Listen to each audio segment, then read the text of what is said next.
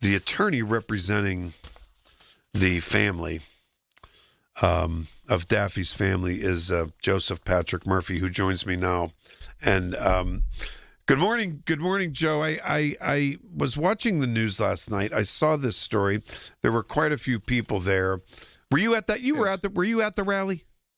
Okay. I was. What are you looking for here? Is there? Because I think after I saw that, I think people are thinking, okay, she was outside of ICE custody, correct? Right. She was released, correct? Yes. So what do you? As far as we know. But right now it's quite mysterious. What exactly are you looking for on behalf of this Haitian immigrant who died not long after being released? Sure. Right now, the same things I was looking for when I initially approached ICE about this. We asked a series of questions, reasonable questions anybody would want answered. We knew when we first started talking that they had taken this lady because there was an ICE detainer on her. And the questions were, where did you take her? What did you do with her? Where did you drop her off and when? They wrote back and they only answered the question that we already knew the answer to, which is that they took her. And they haven't answered any of those questions since. So you don't even know why they let her go, or where, or when. They haven't clearly answered those questions, and I sure would like to know those things. More importantly, I'd like to know why, even given their story that they picked this person up, drove her to Pittsburgh, put an ankle monitor on her, and just released her. I'd like to know why they thought that was a good idea, given the fact that she was, like many Haitians, not very well educated, complete language barrier, and she had a mental challenge that was documented by Washington County Prison during the 6 months that they held her without incident. So, those sorts of things, I get it. You're not a delivery service. We don't pick up and deliver. We're a law enforcement agency. I get that. But there ought to be some sort of assessment that this person's, a little off, and maybe we shouldn't just dump her. What does mental challenge mean? What does that mean? Does she had mental issues? Yeah, I mean, she wasn't processing the world in the way that would indicate that she had her full faculties and the ability to get around. I mean, for heaven's sake, the woman was arrested for screaming at imaginary people in Charleroi. If you start doing that in the South Side on a Friday night, it's not going to end well for you.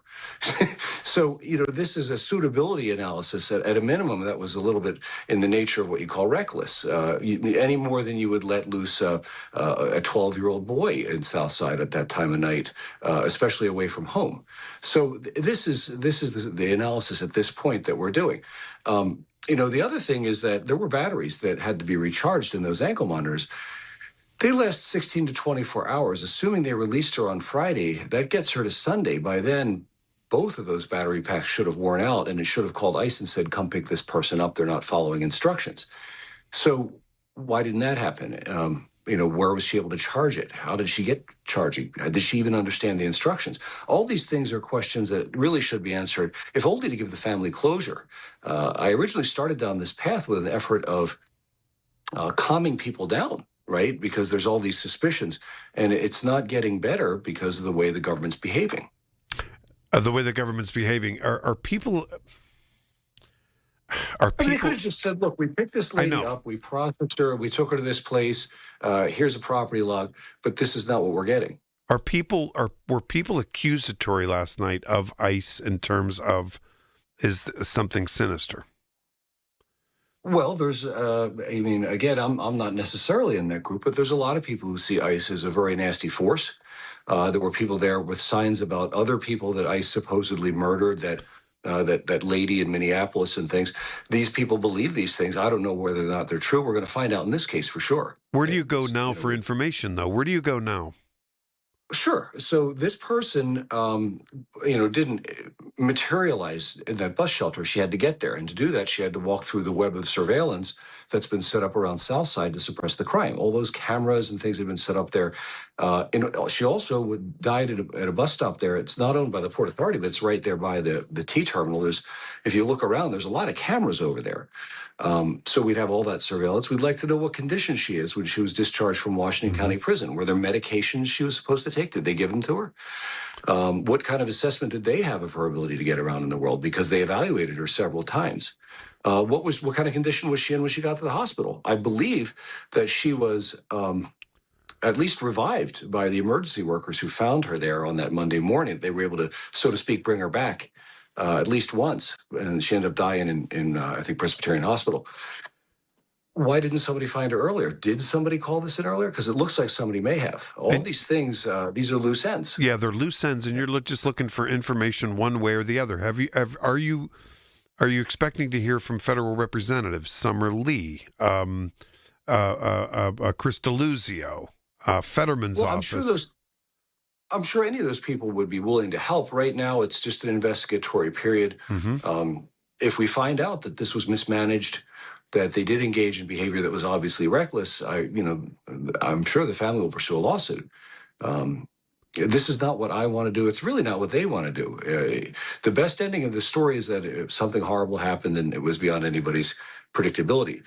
But dropping someone in that condition, intellectually, emotionally, psychologically, whatever you want to call it, it's pretty obviously a bad idea. And this is the same problem, by the way, I might add, that we saw just a week before Daphy's incident with that blind fellow up in Baltimore. They took a blind man in a foreign city. They drove him to a closed Tim Hortons. That's like a Krispy Kreme. Yeah, I know. It was closed at the time. Mm-hmm. And dropped him. There's a longer history of what's called starlighting. This goes back into the 70s of law enforcement dropping undesirables in places where the environment is likely to overwhelm them. I don't know that went on here, but all this is stuff we got to look into. Joe, do you have an actual cause of death, forensic cause of death? Well, the preliminary is cardiac arrest, but pretty much 90% of people die. That's usually what takes everybody, depending, if you get hit by so. But you're looking for causation is the deal. Yeah, I mean, right. I have word on the street is that most of the autopsy's done, and we're just waiting on toxicology. Okay. That would be nice too. I mean, again, I knew Daphy. She was kind of a fun person, but. Somebody should look into that, right? Did somebody grab her and give her something there in Southside? We want to know who that is. Yeah. Did somebody beat her up? Did she meet a guy and maybe it was the wrong kind of fellow? All that stuff will be on the cameras. But something killed this lady. She was a healthy, a little bit off, but otherwise healthy, vibrant, and attractive 31-year-old woman. All right, Joe. Who, again, had just survived 6 months in Washington County Slam without incident. Joseph Patrick Murphy, and we'll be looking for updates as this goes along. Thanks so much for the time. I appreciate it. As will my pleasure.